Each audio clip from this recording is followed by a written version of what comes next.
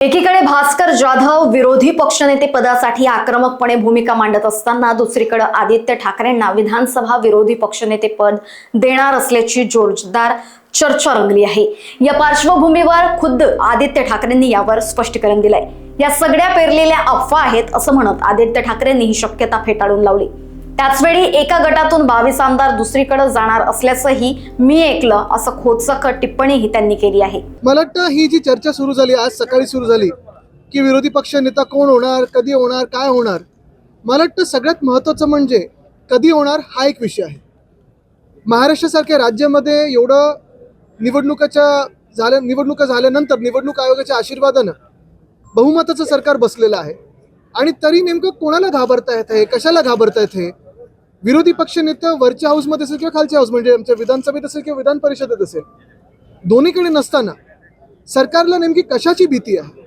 बरं, असं झालेलं आहे की सरकारमध्येच दोन विरोधी पक्ष नेते तयार होत नाहीत ना, असा देखील प्रश्न कदाचित मुख्यमंत्र्यांना पडला असेल आणि म्हणून कुठच्याही बदल झालेला आहे विरोधी पक्षाच्या प्रस्तावाच्या ह्याच्यात या अफवांवर विश्वास ठेवू नका। कोणी बातमी पेरलेली आहे, कधी पेरलेली आहे, कुठच्या माणसाने पेरलेली हे आम्हाला सगळं माहिती आहे। पण एक लक्षात घ्या तुम्ही, जे आमच्या कानावर येतं की सत्ताधारी जे बाक आहेत, एक पक्ष दोन गट असे जे आहेत, त्याच्यातून एका गटामधून 22 आमदार मुख्यमंत्र्यांच्या हाती लागलेले आहेत।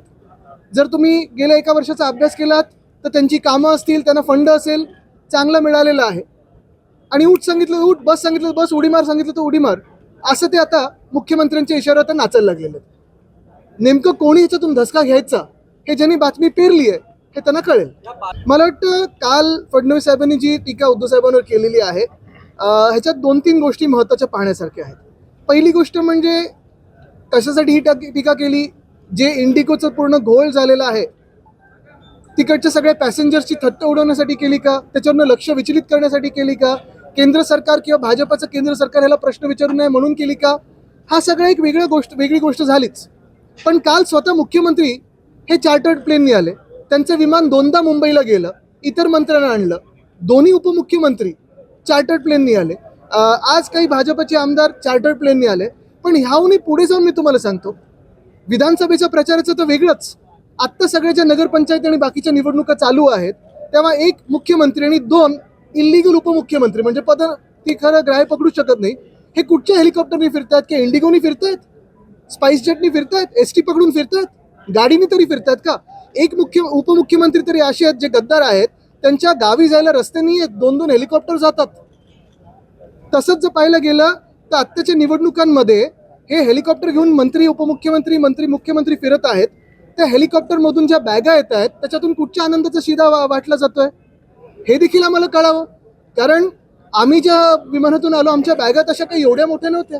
हे प्रचारात 3 तासासाठी तिथे जातात, 20 मिनिटासाठी जातात, पण आनंदाचा शिदा ह्या मोठ्या मोठ्या बॅगेतून घेऊन जातात। हा कुठचा वाटप नेमका होतोय? आणि म्हणून मी तुमचं सगळ्यांचं लक्ष पुन्हा एकदा ह्या गोष्टीवर आणतो की आपल्या देशामध्ये 2014च्या आधी किती वेगळे एअरलाईन होते बघा, आणि नंतर 14 नंतर हे एअरलाईन मारत मोनोपोली झाली आणि केंद्र सरकारचं देखील ही एअरलाईन ऐकत नाही अशी दादागिरी करून केंद्र सरकारलाच हे उत्तर देणं गरजेचं आहे। नुसतं एका मंत्र्याला नाही तर केंद्र सरकार नेमकं काय करतंय ह्याच्यावर प्रश्न आहे।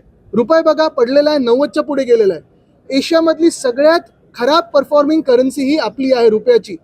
तसं पाहायला गेलं तर शेतकरी आत्महत्या वाढलेल्या आहेत।